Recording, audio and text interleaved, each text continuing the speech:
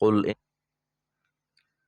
اعوذ باللہ من الشیطان الرجیم بسم اللہ الرحمن الرحیم قل اللہ اعبد مخلصا لہ دینی فاعبدوا ما شئتم من دونہ قل ان الخاسرین الذین خسروا انفسهم واہلیہم یوم القیامۃ علی ذلک هو الخسران المبین لهم من فوقهم ظلل من النار ومن تحتهم ظلل ذلك يخوف الله به عباده يا عبادي فاتقون والذين اجتنبوا الطاغوت أن يعبدوها وأنابوا إلى الله لهم البشرى فبشر عباد۔ سورہ صاد آیات 14 سے 17، 11 سے 13 آیات مبارکہ میں یہ بات جانی کہ پیغمبر علیہ السلام آپ کہہ دیجئے کہ مجھے تو حکم دیا گیا ہے کہ میں اللہ ہی کی بندگی کروں خالص اسی کی اطاعت کے ساتھ، اور مجھے حکم دیا گیا ہے کہ میں سب سے پہلے سر تسلیم خم کروں، اور آپ یہ بھی کہہ دیں کہ اگر میں اپنے رب کی نافرمانی کروں تو میں ایک ہولناک دن کے عذاب سے ڈرتا ہوں۔ اب آگے ارشاد فرمایا قل اللہ اعبد، کہ اے پیغمبر علیہ السلام کہہ دیجئے کہ میں تو اللہ ہی کی بندگی کرتا ہوں، مخلصا لہ دینی، اسی اللہ کے لیے میری خالص اطاعت، کہ بندگی بھی اللہ تعالیٰ کی اور اطاعت بھی اللہ تعالیٰ کی۔ نبی مہربان صلی اللہ علیہ وسلم کی زبان سے نہایت واضح الفاظ میں اعلان برات اور بے تعلقی کا اظہار کیا جا رہا ہے۔ یہ آپ سے اعلان کروایا جا رہا ہے کہ جو بھی مجھے حکم دیا گیا ہے اس حکم کے مطابق میں اپنے رب کی بندگی کرتا ہوں اور اس میں کسی کو شریک نہیں کرتا۔ فاعبدوا، پس تم بھی بندگی کرو، عبادت کرو، ما شئتم، جس کی تم چاہو، من دونہ، اس اللہ کے سوا۔ اب یہ کافروں سے بات کہی جا رہی ہے کہ اللہ کو چھوڑ کر تم جن کی بھی بندگی کرتے ہو وہ بندگی کرتے رہو۔ غیر اللہ کی جو بندگی ہے وہ بے سود ہے، بے فائدہ ہے، اس لیے اگر تم اللہ کے علاوہ غیر کی بندگی کرتے رہے، غیر کی اطاعت میں مشغول رہے، غیر اللہ کو سجدے کرتے رہے، غیر اللہ کو پکارتے رہے، قل، تو آپ کہہ دیجئے، ان الخاسرین، بلا شبہ خسارہ پانے والے، الذین خسروا انفسہم، جنہوں نے خسارے میں ڈال دیا اپنے آپ کو بھی، وَأَهْلِيهِمْ، اور اپنے گھر والوں کو بھی، یوم القیامت، قیامت کے دن۔ تو پھر وہ لوگ اس حقیقت سے آگاہ ہو جائیں کہ وہ دنیا میں غیر اللہ کی عبادت تو کرتے رہیں گے، لیکن ایسے لوگ حقیقت میں خود بھی خسارے والے ہیں اور اپنے اہل و عیال کو بھی خسارے میں مبتلا کر رہے ہیں۔ الا، آگاہ رہو، ذالک هو الخسران المبین، وہی کھلا خسارہ ہے، خسران مبین ہے، ایسا خسارہ ہے جو انتہائی واضح ہے۔ تو اب یہاں پر یہ ذمہ داری سمجھا دی گئی ہے کہ جو گھر کے سرپرست ہیں، بڑے ہیں، اگر وہ ہدایت پر ہیں، صراط مستقیم پر گامزن ہیں، تو وہ حقیقت میں اپنے گھر والوں کو بھی اس سے بچانے کی کوشش کر رہے ہیں۔ قوا انفسکم واہلیکم نارا، جس طرح ارشاد ہوا کہ اپنے آپ کو بھی اور اپنے گھر والوں کو بھی آگ سے بچاؤ، لیکن جو لوگ غیر اللہ کی عبادت میں مشغول ہیں تو یہی لوگ خسارے والے ہیں، انہوں نے اپنے آپ کو بھی خسارے میں ڈال رکھا ہے، اپنے اہل و عیال کو بھی خسارے میں مبتلا کر رکھا ہے۔ اور یہی سب سے بڑا خسارہ ہے کہ انسان روز قیامت ناکام ہو جائے۔ یاد رہے، اصل سہارا اللہ تعالیٰ کا ہی ہے، اور جس نے خالص اللہ ہی کی بندگی کی اس دنیا میں، روز قیامت اسے یہ سہارا بہت کام آئے گا، اور جس نے اللہ کے غیر کو اپنا سہارا سمجھ رکھا تو وہ جان لے اس کے کام آنے والا پھر کوئی نہیں ہوگا۔ اب اس خسارے کی وضاحت کی جا رہی ہے۔ لہم، ان کے لیے، من فوقہم، ان کے اوپر سے، ظلل، ظلل ذلہ کی جمع ہے اور اس کے معنی ایسی چیز کے ہیں جو اوپر سے ڈھانپ لیتی ہو۔ سائے کے لیے بھی لفظ استعمال ہوتا ہے۔ اب جو خسارے والے لوگ ہیں ان کے اوپر ذلل ہوں گے من النار، آگ کے۔ نیچے تو آگ ہوگی ہی ہوگی، ان کے اوپر سے بھی آگ ہوگی۔ وَمِن تَحْتِهِمْ ذُلَلْ، اور ان کے نیچے بھی آگ کے پردے۔ تو یعنی اہل جہنم کا اوڑھنا اور بچھونا دونوں ہی آگ کے ہوں گے۔ ذَلِكَ يُخَوِّفُ اللَّهُ بِهِ عِبَادَهُ، یہ چیز ہے جس سے اللہ تعالیٰ اپنے بندوں کو ڈرا رہا ہے۔ جہنم کی حقیقت سے آشنائی نہیں ہے لوگوں کو، یہ انتہائی خطرناک اور خسارے کا سودا ہے۔ ان کا اوڑھنا بچھونا جہنم کی آگ ہوگی، اور اسی بات سے اللہ تعالیٰ اپنے بندوں کو ڈرا رہا ہے۔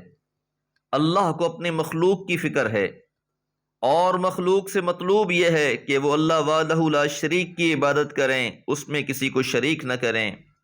اور یہ عبادت چاہے نماز ہے، روزہ ہے، باقی شرعی احکام ہیں، ان میں اللہ تعالیٰ اور رسول اللہ صلی اللہ علیہ وسلم کی اطاعت کو مد نظر رکھے۔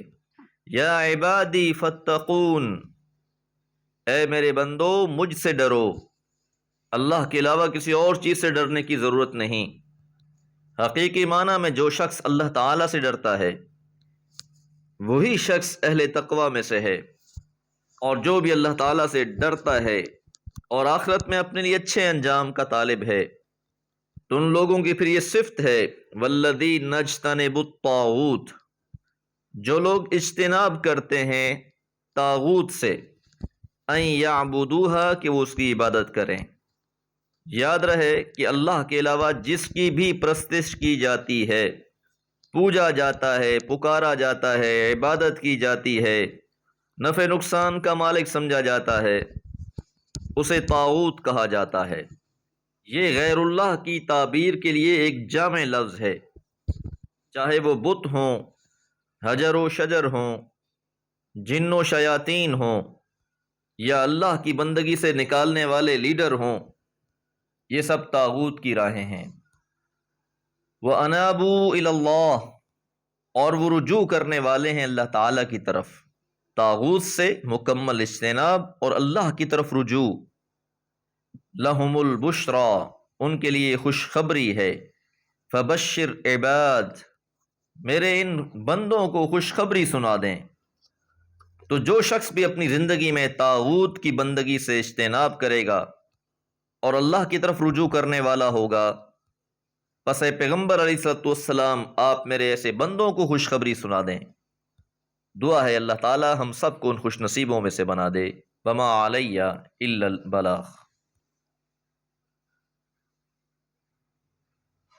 میرے ان بندوں کو خوش۔ اعوذ باللہ من الشیطان الرجیم، بسم اللہ الرحمن الرحیم۔ الذين يستمعون القول فيتبعون أحسنه أولئك الذين هداهم الله وأولئك هم أولو الألباب أفمن حق عليه كلمة العذاب أفأنت تنقذ من في النار لكن الذين اتقوا ربهم لهم غرف من فوقها غرف مبنية تجري من تحتها الأنهار وعد الله لا يخلف الله الميعاد ألم تر أن الله أنزل من السماء ماء فسلكه ينابيع في الأرض ثم يخرج به زرعا مختلفا ألوانه ثم يهيج فتراه مصفرا ثم يجعله حطاما إن في ذلك لذكرى لأولي الألباب۔ سورہ زمر آیات 18 سے 21۔ آیت نمبر 17 میں یہ بات جانی، اور جن لوگوں نے طاغوت کی عبادت میں ملوث ہونے سے پرہیز کیا اور اللہ کی طرف متوجہ رہے، ان کے لیے خوشخبری ہے، تو میرے ان بندوں کو خوشخبری پہنچا دیں۔ اب یہ کون خوش نصیب لوگ ہیں؟ ان کی پہلی صفت تو یہ بیان ہو گئی کہ یہ طاغوت کی بندگی نہیں کرتے۔ اب دوسری صفت یہ بیان کی جا رہی ہے الذین یستمعون القول، جو لوگ بات کو غور سے سنتے ہیں، فَيَتَّبِعُونَ أَحْسَنَهُ، اور اس میں سے اچھی بات کی پیروی کرتے ہیں۔ یہ سلیم الطبعی کی طرف اشارہ ہے کہ جو انسان سلیم الفطرت ہوتا ہے وہ بات کو سنتا ہے، سمجھتا ہے، اور جو بات اچھی ہوتی ہے اسے قبول کرتا ہے، اس کی اتباع کرتا ہے۔ جاہلوں والا رویہ نہیں اپناتا کہ کسی کی بات سننی ہی نہیں ہے، یا کسی کی بات سنے بغیر ہی اس پر کوئی فتویٰ لگا دینا ہے، بلکہ اس کے برعکس یہ لوگ توجہ سے بات سنتے ہیں اور اچھی بات کی پیروی کرتے ہیں۔ اولئک الذین، یہی وہ لوگ ہیں، ہداہم اللہ، انہیں اللہ نے ہدایت دے دی ہے، یعنی ایسے لوگوں کو ہی ہدایت نصیب ہوتی ہے۔ وَأُولَئِکَ، اور وہی لوگ، ہم اولو الالباب، وہی عقل مند ہیں۔ ایسے ہی لوگ در حقیقت عقل والے ہیں جو اچھی طرح بات کو سنتے ہیں اور پھر اچھی بات کی اتباع کرتے ہیں۔ تو ایسے لوگوں کے لیے دو انعام بیان کیے گئے۔ پہلی بات تو یہ کہی گئی کہ یہی وہ لوگ ہیں جنہیں اللہ تعالیٰ نے ہدایت دے دی ہے، اور دوسرا یہی لوگ عقل مند ہیں۔ افمن حق علیہ، پس جس پر ثابت ہو چکا ہو کلمۃ العذاب، عذاب کی بات، جس کے بارے میں عذاب کا فیصلہ آ چکا ہو۔ کلمۃ العذاب سے مراد وہ کلی فیصلہ ہے جو ابلیس کے جواب میں فرمایا تھا کہ جو لوگ تیری پیروی کریں گے، خواہ وہ جنوں میں سے ہوں یا انسانوں میں سے، تیرے سمیت میں ان کو جہنم میں بھر دوں گا۔ تو یہ فیصلہ تو اللہ کی طرف سے ہو چکا ہے، اور یہ بات قطعی ہے، اٹل ہے، کہ جو لوگ بھی باتوں کو اچھی طرح سنتے نہیں، اچھی باتوں پر کان دھرتے نہیں، اور نہ ہی پھر اس کی پیروی کرتے ہیں، بلکہ ان سے اعراض کرنے والے ہیں، منہ پھیرنے والے ہیں، تو پھر ایسے لوگوں کے لیے عذاب کا فیصلہ حتمی ہے۔